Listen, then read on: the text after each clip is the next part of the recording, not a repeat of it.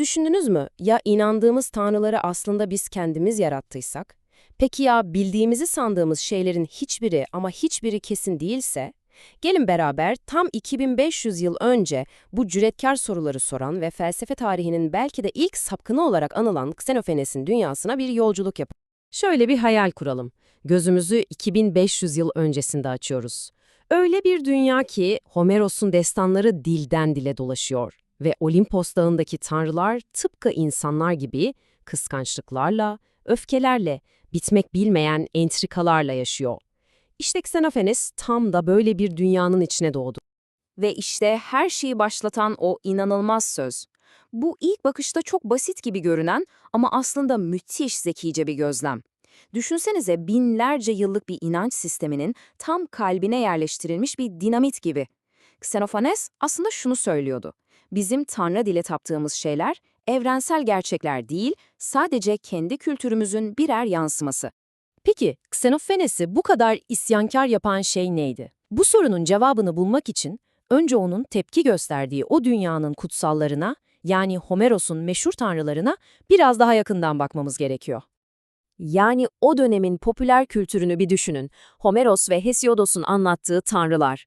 Birbirlerini aldatıyorlar, sürekli dedikodu yapıyorlar, kıskançlık krizlerine girip savaşlar çıkarıyorlar. Sanki ölümsüz güçleri olan bir pembe dizi karakterleri gibiler.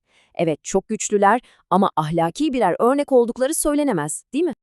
İşte Xenophanes tüm bu tabloya baktı ve aklına öyle bir soru geldi ki, felsefenin bütün akışını değiştirecek, basit ama gerçekten devrimci bir soru.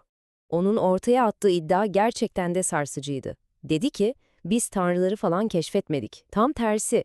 Kendi kusurlarımızı, kendi arzularımızı, hatta kendi fiziksel görünüşümüzü aldık ve bunları gökyüzüne yansıtıp işte Tanrı bu dedik.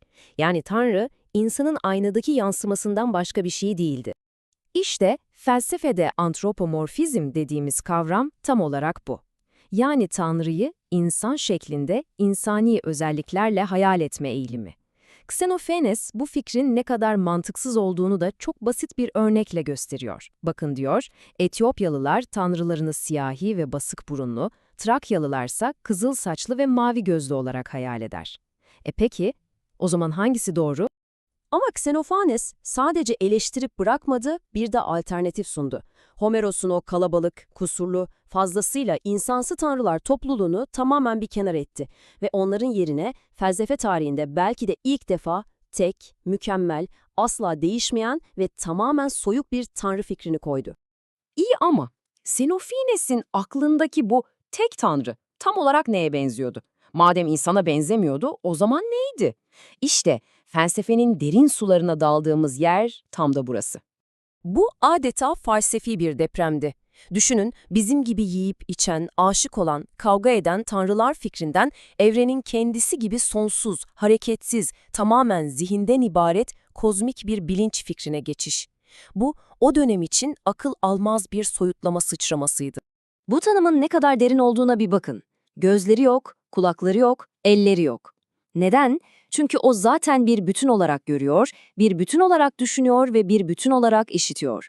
Evreni yönetmek için Olimpos'tan aşağı inmesine, insanlarla pazarlık yapmasına gerek yok. Sadece düşünmesi yetiyor. Saf, bölünmemiş, tam bir bilinç. Xenophanes'in düşünce zinciri burada durmadı. Şöyle bir akıl yürüttü. Bir dakika, eğer tanrılar hakkında bu kadar zamandır yanılıyorsak, o zaman başka hangi konularda yanılıyor olabiliriz? İşte bu basit soru onu felsefenin en temel alanlarından birine, yani bilginin doğasını sorgulamaya götürdü. İşte bu an, şüpheciliğin doğduğu andır. Xenophanes aslında şunu söylüyor. Diyelim ki piyangodan büyük ikramiye çıktı ve evrenin en büyük sırrını şans eseri çözdünüz. Çok güzel. Peki onun doğru olduğundan nasıl %100 emin olacaksınız? Elinizde bir doğruluk ölçer mi var? Yok. İşte bu yüzden ulaştığımız her bilgi en iyi ihtimalle iyi bir tahmindir, bir sanıdır. Asla mutlak kesinlik değildir. Ama durun, bu bir karamsarlık çağrısı değil. Xenophanes, hiçbir şey bilemeyiz, boş verelim demiyor.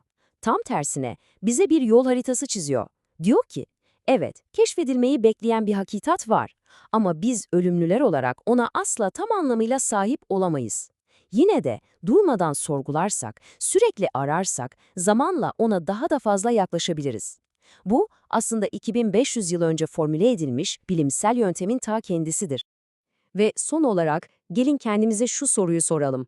Acaba Xenophanes bugün yaşasaydı, bizim mutlak doğru olarak kabul ettiğimiz politik, sosyal ya da bilimsel inançlarımız hakkında ne düşünürdü?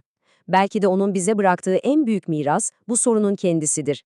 En değerli şeyin hazır cevaplar olmadığını, asıl değerli olanın doğru soruları sorma cesareti olduğunu hatırlamak. Bilgeliğe giden yol, her şeyi bildiğini iddia etmekten değil, ömür boyu bir arayış içinde olmaktan geçiyor.